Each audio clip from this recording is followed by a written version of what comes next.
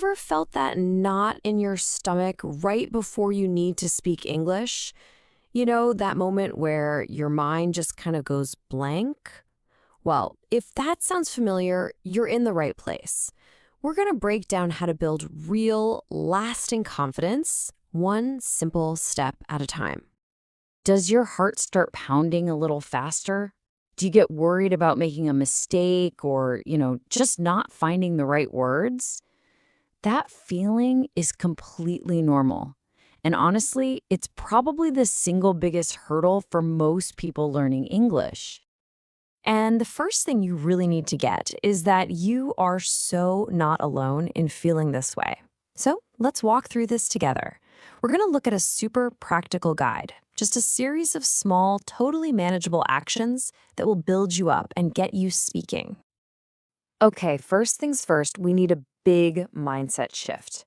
A lot of us think confidence is just something you're born with. You either have it or you don't. But that's not true at all. Confidence is a skill. It's something you can learn and practice, just like you practice vocabulary. And that's fantastic news because it means anyone, and I mean anyone, can get better at it. So where do we even begin? We put so much pressure on ourselves, right? We think we need some perfect, clever opening line to start a conversation. But the reality, it's way, way simpler than that. In fact, it all boils down to just one single word. Seriously, that's it. Just one. This one word is the key that can unlock pretty much any conversation you want to have. And that word is hello. I know, it sounds almost too simple, but it's powerful. It's universal. You literally can't get it wrong. Think of hello as your entry ticket. It just signals to another person that you're friendly, you're open, and it lays the foundation for everything else to come. And you can give that hello superpowers by pairing it with a smile. I mean, think about it. A smile doesn't need translation, right? It's understood everywhere. It makes the other person feel comfortable and shows them you're friendly before you even think about your second word. Okay, so you've said hello and you've smiled. Guess what? You've already done the hardest part. For real. Now let's see how we can build on that and turn it into a tiny conversation using words you definitely already know. You don't need to be brilliant or witty. Just look around you. How are you? Is it classic for a reason? It works. And talking about the weather, it's the perfect low-pressure topic. It doesn't matter if it's sunny, rainy, or cold. It's always a safe and easy way to get the ball rolling. Now, here's a cool trick. Long before you even say hello, your body is already talking. And the secret is, the way you hold yourself can actually make you feel more confident. It's this kind of fake it till you make it strategy that, believe it or not, genuinely works. Let's try out the conversation superhero stance. Seriously, stand tall, pull your shoulders back. It sends a signal not just to other people, but to your own brain that you're confident. Try to make brief, friendly eye contact. It just shows you're paying attention. And keep your hands out of your pockets. It makes you look more open and relaxed. You know, we spend so much time worrying about what we're going to say next, but we forget about the most powerful tool we have in any conversation: listening. Listening is your secret weapon. Why? Because it takes all the pressure off of you to be the one talking all the time. But this is where that fear can creep back in, can't it? You've started the chat, they're talking back, and oh no. What if you don't understand what they just said? This is a huge, huge source of anxiety for so many of us. Here's the solution, and it's simple. It is absolutely okay to ask for help. In fact, it's a good thing. It shows you're actually listening and that you care about what they're saying. Just memorize these two simple, polite phrases. Trust me, most people are more than happy to slow down or repeat themselves. And all of this leads to maybe the single most important mental shift you can make. let's just throw the idea of perfection out the window. The real goal of speaking a language isn't to have flawless grammar. It's to connect with another human being. It's about communication.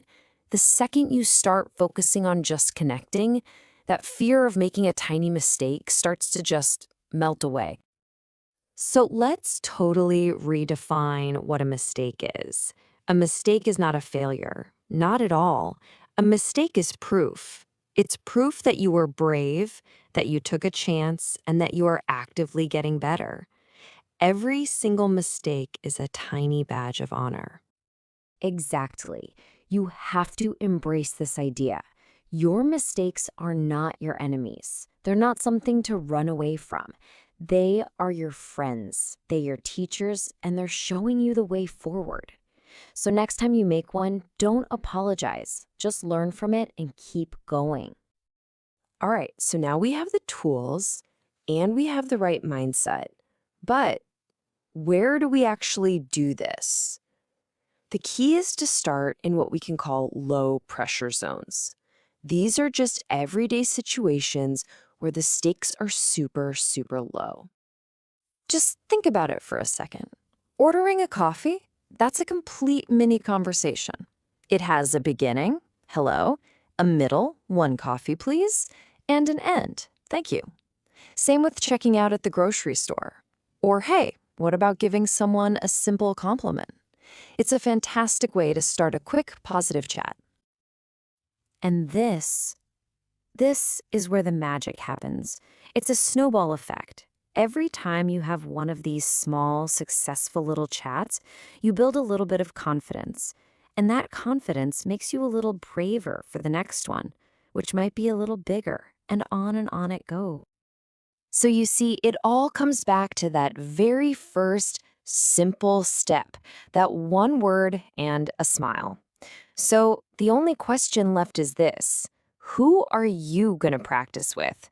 Who will be the first person you say hello to today? Welcome to the deep dive. Right. We've all been there, haven't we? You know the grammar, you can write it out. Oh, yeah. But then someone just says hi in English and suddenly, poof, blank screen. The little freeze, yep. So today, we're really digging into that. How to break down that wall, that confidence barrier when speaking English. That's exactly it. And look, we're not going to be drilling verb tenses or anything like that. Definitely not. The sources we looked at for this deep dive, they pretty much bypass the grammar books entirely. Which is refreshing, honestly. It is. Our mission here is to give you, the listener, a really clear, actionable roadmap. Things you can do right now. Based on psychology, on physical stuff. Exactly. Techniques to get you from, nervous silence to actually talking, connecting with people, even if you only know a few words. Connection, not conjugation. I like that. That's the focus. It's about the human element. Okay, so let's unpack that. The sources really emphasize that confidence. Well, it starts before you even say anything complex, right? It's about how you show up. Precisely. Yeah. And it starts incredibly small, like the absolute first step. Just one word. One word, hello, and pair that with a big, genuine smile. Okay, hello seems obvious, but the smile. The sources spend a surprising amount of time on just the smile. Why is that so critical? Well, think about it. A smile. It's basically a universal signal, isn't it? Friendly, non-threatening. Exactly. It cuts through instantly. The sources call it like psychological triage. You smile genuinely and you're immediately telling the other person, hey, I'm friendly. It's okay. We can interact. So it just lowers the defenses on both sides. Right. It creates this receptive atmosphere before you even try to stumble through a sentence. It makes them feel comfortable, which in turn helps you feel more comfortable. Okay, so the face sets the emotional stage. What are the rest of you? The body language piece. How does that back up the confidence? Ah, yes. This is where the sources get kind of fun. They talk about adopting the conversation superhero posture. Superhero. Okay, explain that. It sounds a bit dramatic, maybe, but it's about standing tall. Shoulders back. Yeah. Think classic superhero stance, minus the cape, maybe. Right. Not slouching or looking down. And it's not just about looking confident. The sources point to this idea of embodied cognition. Meaning your body position actually changes how you feel inside. Yeah, exactly. When you physically take up space, stand open and tall, it actually sends signals back to your brain. It can lower cortisol, that stress hormone. Wow. So you can kind of physically manufacture confidence. In a way, yes. You're using your body to tell your brain, hey, we're okay, we're in control here. It grounds you. That's really powerful. And what about hands? I remember reading something specific about hands in pockets. Oh, definitely. Keep your hands out of your pockets. Visible. Why is that? Well, hiding hands can subconsciously signal nervousness, or maybe like you're hiding something. Keeping them visible, maybe using them for small gestures, or just relaxed at your sides. It reinforces that openness. Open body, open conversation. That's the idea the sources push. You look more relaxed, more approachable, ready to engage. Okay, posture, hands. Yeah? What about eyes?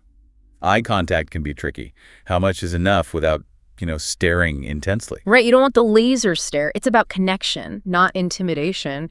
Just look at the person for a few seconds when you greet them or when they're talking. Shows you're engaged. Exactly. Shows you're listening. But it's totally fine to, glance away briefly, maybe look at something you're both observing, then come back. It just needs to feel natural and show you're present in the moment. Got it. So we've laid the groundwork. Hello, big smile, superhero stance, open hands, gentle eye contact. We've created this welcoming space. Now, how do we actually start talking? Beyond just hello. Okay, the next micro step. Yeah. The sources say, follow up immediately with a simple, almost ritual question. Let me guess. How are you? That's the one. It's expected, it's easy, and combined with the hello and the smile. You've already had a mini conversation. You have. It's a complete, successful interaction right there. Builds a tiny bit of momentum. Okay, but say you want to keep it going just a little bit longer. What's the absolute safest topic to pivot to next? Oh, easy one. The weather. The classic. It's the ultimate low-stakes icebreaker, isn't it? Requires zero personal info, everyone experiences it, and the vocabulary is usually pretty basic. So what are some examples the sources give, like super simple phrases? Really simple. Stuff like, it's a nice day today, isn't it? Right. Or if it's bad weather, it's really cold outside, maybe add, ooh, isn't it? Or, wow, this rain. Just observing the obvious, basically. Exactly. You're just using the simple words you definitely already know. The point isn't to be profound. It's just to make that next verbal connection. Keep the channel open. Okay, so you said hello, asked how they are, maybe commented on the weather. Now, here's where the sources threw me a bit of a curveball. They said the most important skill for confidence at this point isn't actually talking more. Right. It's listening.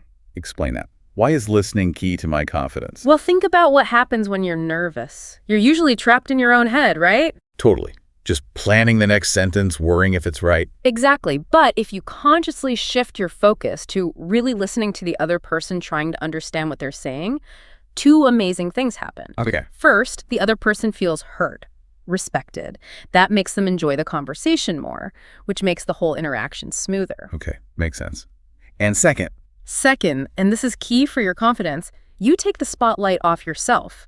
Your anxiety shifts from, oh no, what do I say, to just processing what they're saying. So focusing outward actually calms the inner nerves. Paradoxically, yes, it lowers the pressure on your own performance. And often, when you truly listen, your response comes more naturally anyway. That's great insight. But let's be real. Even if you're listening well, you're going to hit bumps. You won't understand a word, or they'll talk super fast. How do you handle that without just shutting down? Right, the panic moment. The key here, according to the sources, is to reframe asking for help. It's not failure. It's actually a sign of engagement. Because you won't understand. Exactly. It shows you care about what they're saying. So the advice is to have a couple of polite phrases ready to go, memorized, like your emergency toolkit. Okay, give us the magic phrases. What should you have locked and loaded? Two main ones. First, I'm sorry, can you repeat that, please? Simple, polite. And the second, can you speak a little slower, please? Titty. Okay. Having those ready removes the panic of trying to construct that request when you're already flustered. Precisely. You just deploy the phrase calmly, and the sources are really clear. Most people are very happy to slow down or repeat themselves, especially if they know you're learning. It's not an imposition. Good to know. Okay, so we've got the opening, the posture, the mini chat, listening, and the emergency phrases. Where do we actually, practice this stuff without feeling like we're on stage? Yeah, the practice zone. You need low-pressure environments, places where the conversation is naturally short and kind of transactional. Like the stakes are low. Super low. The sources highlighted two perfect examples. First one, the coffee shop. Ah, okay. I see that. It's like a self-contained conversational loop, isn't it? You can practice the whole sequence. Walk me through it. Okay, you walk in, superhero posture, right. Approach the counter. Hello, big smile. Then 1 coffee, please. Maybe a quick follow-up if they ask something. Then the closer. Thank you, have a nice day. Boom. Complete interaction. Nailed it. Exactly. And every time you do that successfully, it's like a little deposit in your confidence bank. It builds up. Okay, coffee shop. What was the second one? The supermarket. Interesting. How does that work? Even shorter interactions possible there, less structured. You can just practice saying hello and smiling at the cashier. Or the source has suggested trying a really quick, low-commitment compliment. Like what? Something super simple, like, oh, I like your shirt. Or even just to another shopper, excuse me. You say one line, maybe get a nod or a thanks, and you're done. Micro interactions. Quick, clean practice with zero expectation of a long chat. Exactly. Just getting used to initiating. And I guess these places are also good for rehearsing those basic facts about yourself. The sources mentioned a preparation tip for potentially higher stakes situations too. Yes, absolutely. If you know you're going to, say, a party or a meeting where people might ask personal questions. Like, where are you from? Or what do you do? Right. Don't wait for that moment when you're already nervous. Practice your simple answers beforehand. Say them out loud, maybe even in front of a mirror. Preloading the info. Yeah.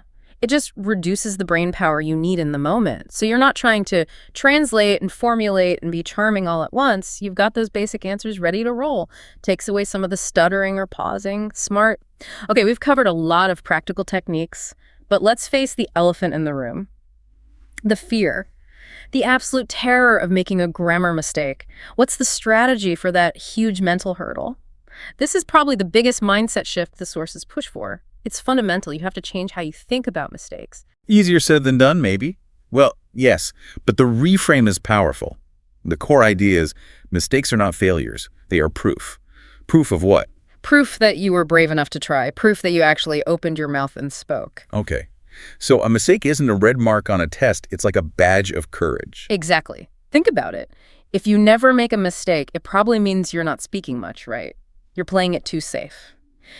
A mistake shows you prioritize communication over perfection. You put yourself out there. Yeah, actually makes a lot of sense. It flips the script entirely. It does, because what's the real goal of language? Is it perfect grammar? No, it's connection, being understood. Right. So if you say, like the source example, I went bookstore, instead of I went to the bookstore, did the other person understand you? Yeah, probably. 99% of the time. But then you succeeded. You communicated your idea. That's the win. The sources hammer this home. Communication over perfection. Your best effort is always enough to connect. That's incredibly freeing, actually. Okay, so we've navigated the beginning, the middle, the listening, the fear of mistakes. What about the end? How do we wrap up a conversation confidently without just awkwardly shuffling away? The exit strategy. Just as important as the entrance. You need to end it cleanly and politely. Don't let it just trail off. So have some simple closing lines ready. Yep. Just like the opening and the clarification phrases, have 1 or 2 simple, polite ways to signal the end. What are some good examples? Well, it was nice talking with you. Or a simple, warm, have a wonderful day. Or even just, okay, take care. Say the phrase, offer one last smile, maybe a nod, and then confidently move on. Don't linger. It shows you're comfortable managing the whole interaction start to finish. Okay, so let's recap the big picture for you, the listener. We've gone through a whole roadmap here. It starts incredibly small. Just one word, hello, and a genuine smile. Then get that posture right. Stand tall, like that conversation superhero. Open body, open conversation. Use simple starters like, how are you? Or talk about the weather. Low stakes. And remember, listening is often more powerful than talking for building connection and managing your own nerves. Have those safety phrases ready for when you get stuck. Can you repeat that? Can you speak slower? It's okay to ask. Practice in easy places like coffee shops or supermarkets. Build those small wins. And maybe rehearse basic facts about yourself. And the huge one? Change your mind about mistakes. They're not failures. They're proof you're brave. Communication is the goal, not perfection. Exactly. End your conversations clearly and politely. Nice talking with you. Smile, and you're done. So the challenge to you is just to take that first step. Be brave. Say hello. It really does get easier. It does. And maybe, just maybe, embracing these ideas can shift things. Yeah, which leads to maybe a final thought to chew on. If the goal really is communication, not grammatical perfection, and if listening well is maybe the most important part of that, then how does it change things if you truly start prioritizing understanding the other person over worrying about how perfect you sound? What does confidence even mean then? Something to think about.